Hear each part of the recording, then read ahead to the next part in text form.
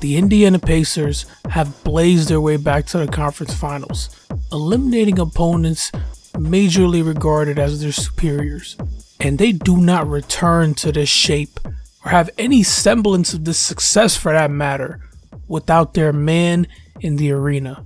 The 6'5" guard out of Iowa State, who they traded for 3 years ago. The man who was voted as the most overrated player in the league by a panel of his peers. The face of the Indiana Pacers, Tyrese Halliburton. Halliburton has been the invisible hand that marionettes Indiana's every move. This season, he has the second most touches per game and finished third in assists per game. His powers are unseen, but his impact on this team is irreplaceable.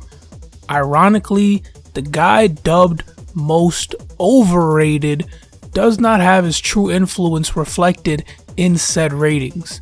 The man on the wheel, steering this blistering Pacers attack, which operates like a twin-turbo V8, scoring relentlessly. Hallie is vanishing the doubt as he metamorphs into Indiana's new superstar.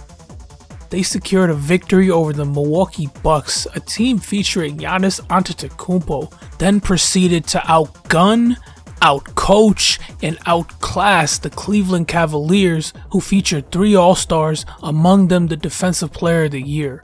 Halliburton and his men have earned the privilege of battling the New York Knicks in an Eastern Conference Finals with historic undertones, all while a ticket to the grandest stage is on the line.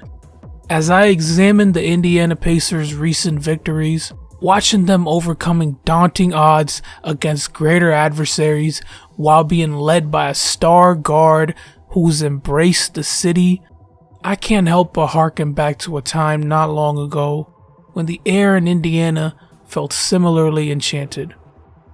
In 2013, Indiana University had the #1 guard in collegiate basketball, a man who was widely considered one of the greatest athletes to represent the Hoosiers, a player who carved out his legacy in the state of Indiana before he reached the NBA, the son of Nigerian immigrants, a doctor and a nurse, a 3-star prospect from Upper Marlboro, Maryland, Victor Oladipo. Consensus All-American, Big 12 Defensive Player of the Year, runner-up to Trey Burke for the Wooden Award, which highlights college basketball's most outstanding player. Oladipo made a name for himself in his 3 years at IU. In his junior year, he shot up the draft rankings, quickly becoming a surefire top 5 pick. When the 2013 NBA draft rolled around, Victor Oladipo was selected 2nd overall by the Orlando Magic. In his first 3 years as a Magic, he showed potential, but in the offseason he was packaged to Oklahoma City in exchange for Serge Ibaka. Oladipo's time in Orlando and OKC showed sparks of the brilliant double-edged threat he would become. Oladipo was a Jaguar. He was a fast-twitch pipe bomb diving to the basket. In 2017, he shot 60% at the rim, which was greater than his teammate Russell Westbrook, who is one of the greatest finishers in the history of the sport, and this was prime Brody in his Emperor form.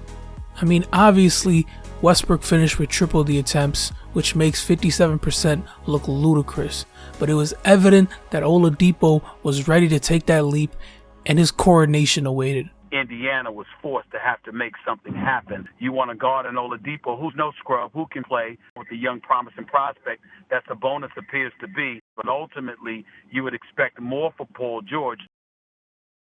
On July 6, 2017, Victor Oladipo and Domantas Sabonis would be traded to the Indiana Pacers for Paul George. This earth-rumbling trade paired the MVP Westbrook with the superstar counterpart and provided more than adequate compensation to Indiana, as we can assess today. Oladipo was given a launching pad. In an unforeseen turn of events, the 24-year-old was returning to his old stomping grounds, hooping once again in the basketball state of Indiana.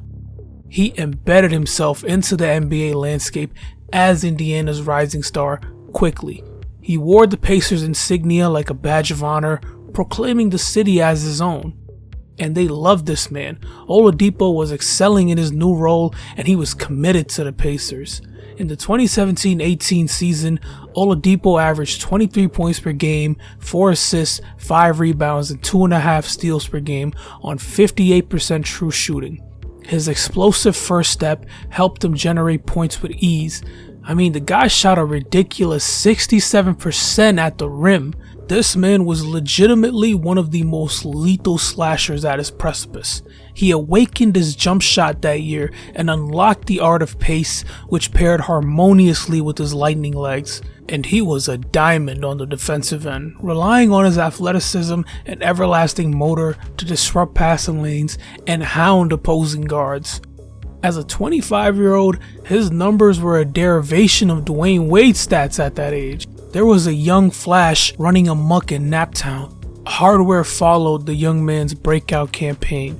Depot took home the Most Improved Player award. He participated in his first All-Star game. He was selected to the All-NBA third team while subsequently making the All-Defensive first team. He was on track to becoming one of the premier two-way players of our era, and Indiana's success coincided with that of their franchise stars. In 2018, the Indiana Pacers won 48 games and famously took the Cleveland Cavaliers to 7. This was a Cavs squad led by the best version of any basketball player humanity has ever seen. Cleveland came out victorious, but what remained in the minds of spectators following the series was two sentiments.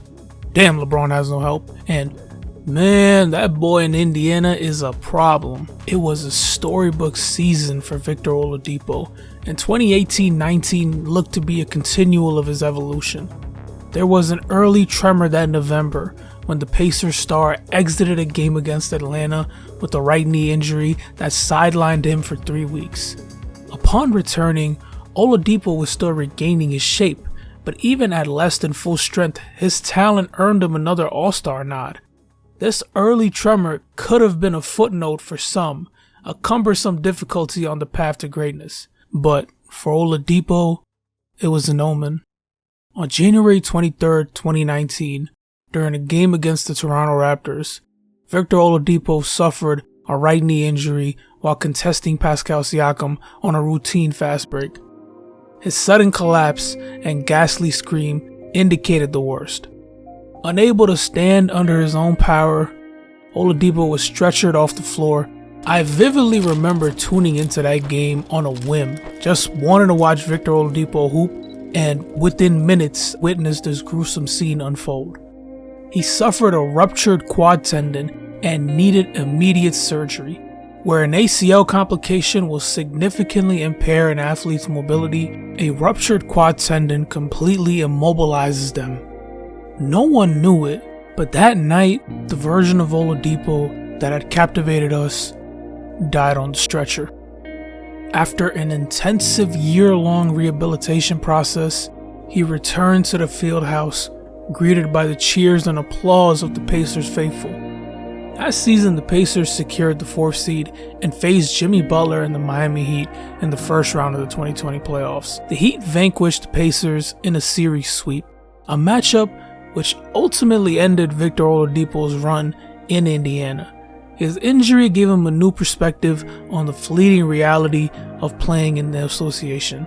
Oladipo understood that his time was limited and came to the conclusion that his ambitions would never be accomplished in a Pacers jersey. There were reports claiming he was asking Heat players, "Can I come play with y'all?" in front of his own teammates. Whether there's any truth to these allegations about mingling with the enemy during wartime, I don't know. But he declined an extension worth $112 million and spoke non-committally to the media about his future with the organization. Fearing the inevitable, Indiana moved their star player to Houston before he left them out to dry. Despite a tenure filled with overwhelming adoration, Oladipo's last steps in his exit left fans scorned and torn. Whatever bond once existed had long been severed. He wasn't missed, he was resented. And in the present day, he's all but erased from Indiana's history. But even after Oladipo arrived in Houston, it seemed he was hell-bent on reaching South Beach. So he was shipped off once again, this time to his dream destination. But before he could reclaim any semblance of stability in his new situation, he was forced to relive a familiar nightmare. He re-injured the same right quadricep, requiring a second surgery, which decommissioned him for another year. In 2022, a year later, he managed to suit up for the Miami Heat to close out the season. He was instrumental during Miami's run to the conference finals, locking down Boston's supernova duo in key moments. Even a weather-worn, battered warrior is still a warrior regardless of his scars. Although the Heat lost in a heartbreaking Game 7 to the Celtics, there was much anticipation surrounding Oladipo's return to form. At age 30, Oladipo entered the 2023 playoffs seemingly rejuvenated. In Game 3 of the Eastern Conference first round versus the Milwaukee Bucks, he was rolling. But now's the part where I tell you that the story does not conclude with the hero's triumph. Up by 24 in a blowout game with minutes to go in the fourth quarter, Depot's leg gave out as he drove to the basket. Upon landing, he immediately clutched his left knee. His face evoked 1,000 shades of anguish. In that moment, Vic uttered a single word: no. He tore the patellar tendon in his left knee.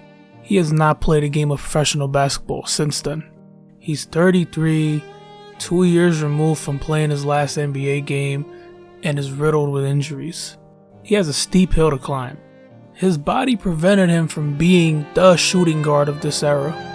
But even though his narrative didn't pan out as we'd hoped, it still warrants a conclusion. As a 3-star prospect, as the son of 2 hardworking immigrant parents, as a man who's shown that he's capable of overcoming obstacle after obstacle, maybe just one more run can give him the closure he needs. This game has taught me a lot throughout my whole life, but through this injury, it's taught me that time waits for no man. When you've been through what I've been through, you sometimes become a distant memory,